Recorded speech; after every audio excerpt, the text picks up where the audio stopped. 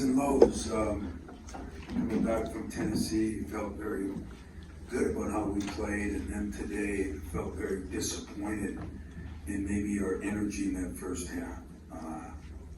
You can say, well, it's expected. No, it's not expected. I was very disappointed. I'd call out almost every player, other than I thought the guy that played the hardest and the best, and he started cramping up. That was Walker. Hauser got in foul trouble, did not play very smart. Malik did not play nearly how he's been playing. Marty, I think, is a pleasant surprise. He's been that way all year.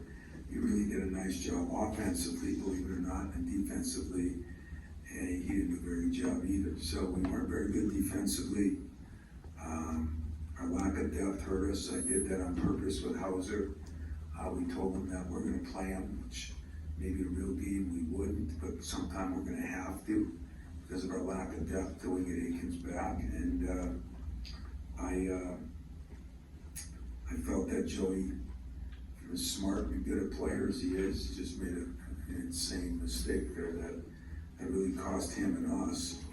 And the other area that was impressive was, I think, Trey Holloman and Jackson Kohler brought some energy. Trey brought a lot of energy at the point, putting pressure on them. We rebounded and played much better defensively the second half. But I'd be remiss if I didn't give credit to Korn, how hard and tough.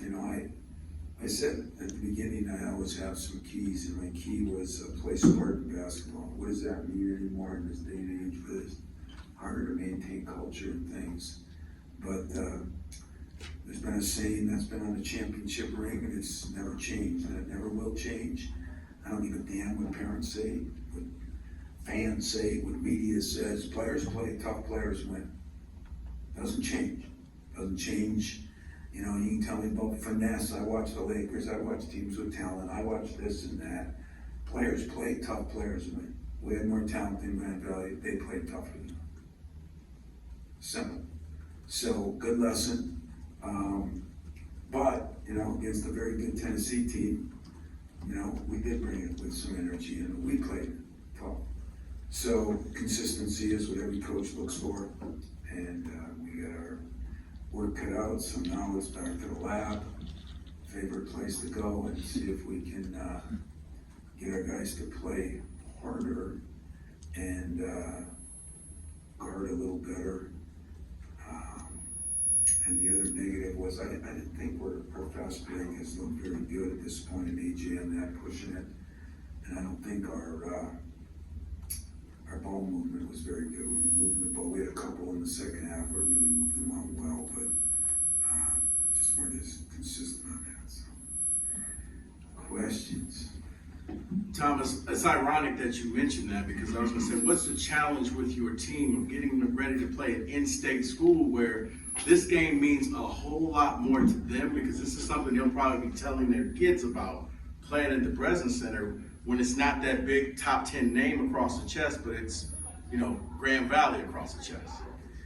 Yeah, I tried to tell them I've been advantage of being a Division II guy. My first collegiate start in Northern Michigan was against Benny White, Gregory Kelser, at Northern Michigan. And it was, I can remember it today, like it was yesterday, because that was the biggest moment of my collegiate career. And these guys get to play here, which is pretty impressive for them. And I thought Korn did a great job. They're going to win some games now. I mean, they got some toughness. The center played very well. He's Division I transfer. But we didn't play very smart. I didn't think we did a very good job as a coaching staff either. You got to pick and choose what you do in these games. You kind of want to get an idea. You want to get a feel. Is it going to be a player-led team? Is it going to have to be a coach-led team the whole time? So we didn't overemphasize anything, and we handed out the scouting report. And I was, since everybody gambles now, I was gambling with my coaches, who would read it, who wouldn't. you know, not knowing who drives it and who shoots it.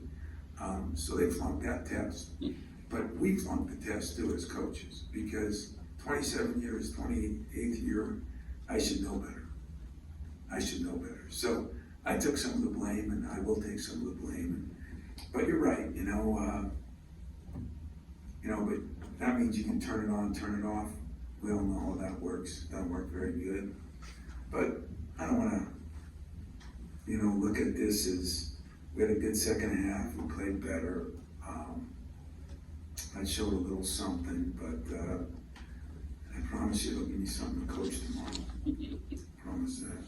You mentioned Trey Holland earlier, and he looks like a guy who doesn't try to do something he's not supposed to be doing out there, and obviously a good way to stay on the court, I'm guessing. But when you get Jaden back and that changed the rotation a little, do you still see him as a part of things based on sort of what he gives you there?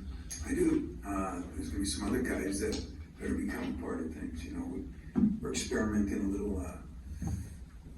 Malik played so well down there, and he didn't play as well today. But second half he was better.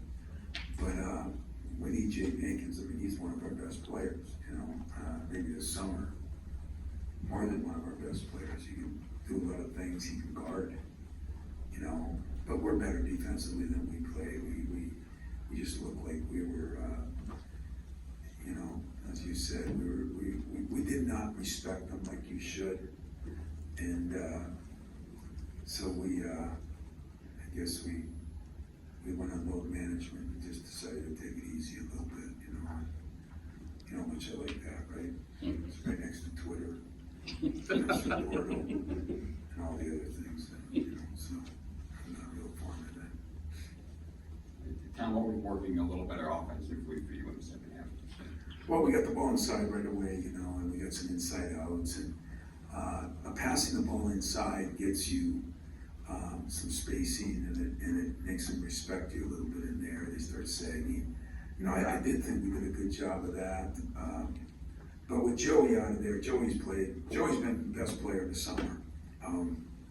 And I'd say Tyson's been right there with him. And getting in foul trouble, and the way he did it, he didn't look like he was in sync compared to what he's been. But unlike last year, the year before, I think he'll bounce back just listening to him in the locker room. So I think that'll be all good. I thought we guarded a lot better, so we got some turnovers, and we got some breakaways from long rebounds. I didn't think we fast broke like we should, but I thought we got some breaks. What it ended up, fast break points 21-7. That really looks good. I think that the scorers table is a little bit like the referees. They're coming back from a long summer too, and maybe don't see things the way I see them, because that looks like we really fast broke good, and I didn't think we did.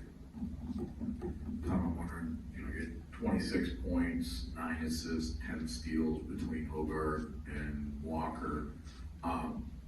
I guess the combination of the two of them together out front, what do you like from that? What do you need more of? And you mentioned about the load management. Those two guys both seem to get a little dinged up there. I guess that's kind of something that's in the back of your mind to make sure. No, Tyson's in great shape. AJ, Tyson's in great shape.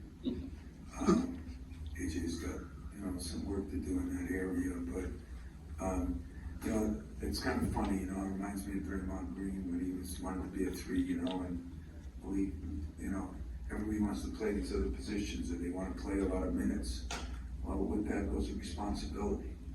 And so I think it was a good learning experience even for Tyson. He said, I didn't feel tired. I said, well, maybe you didn't drink the water you did, maybe you didn't do the things you did. So I'm gonna get to go back to Miles tonight. I'm picking on everybody. I'm getting the trainer, I'm getting the Gatorade guy, and I'm gonna get them all, and we're gonna figure out how we can do a better job. But that was good. But if Tyson, if AJ, 5 turnovers, just 4 turnovers are unacceptable, because they were bad turnovers, and we can't do that.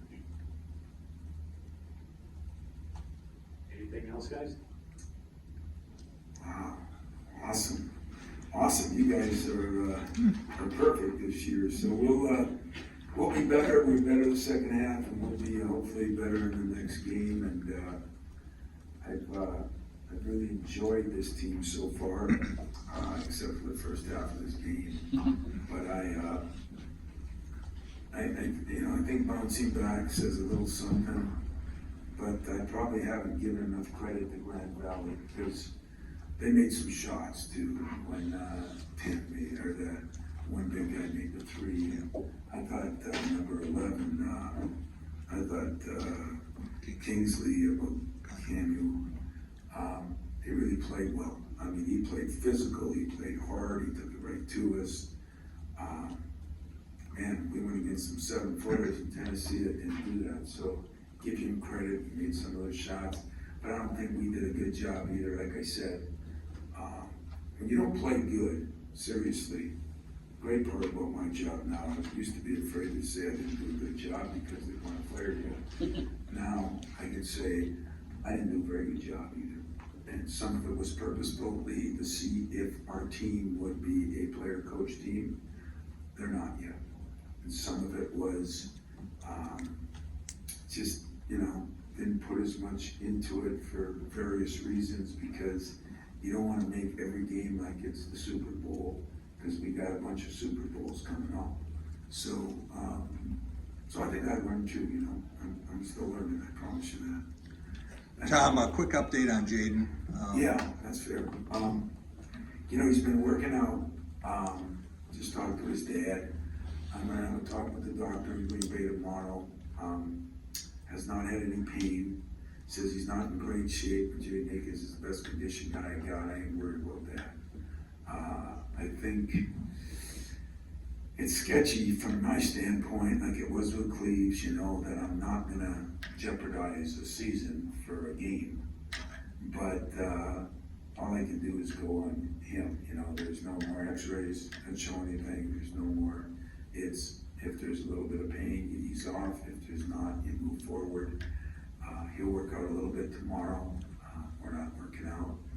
And Thursday, Friday, we'll try to do, he's done layups, he's done fast break stuff, he's done things like that. He's running the treadmill.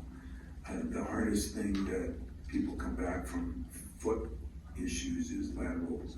Can he move laterally?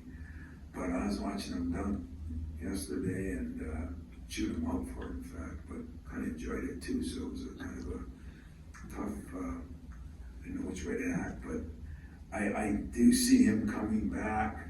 Will he play in that first game? Again, I don't know until he starts doing the sideward stuff, starts scrimmaging a little bit. Would he be ready for the second game? And that's where the schedule creates a problem, because there'll be no game that he can kind of ease his way, or we can ease our way into him. But he's such a smart, tough, competitive kid that I'm not worried about it. I think he'll, and trust me when I say, we get into this thing where injuries, if you use it as an excuse, it's an excuse, it's a reality. Jaden Akins is one of my best two-way players I've had since Gary Harris, I think.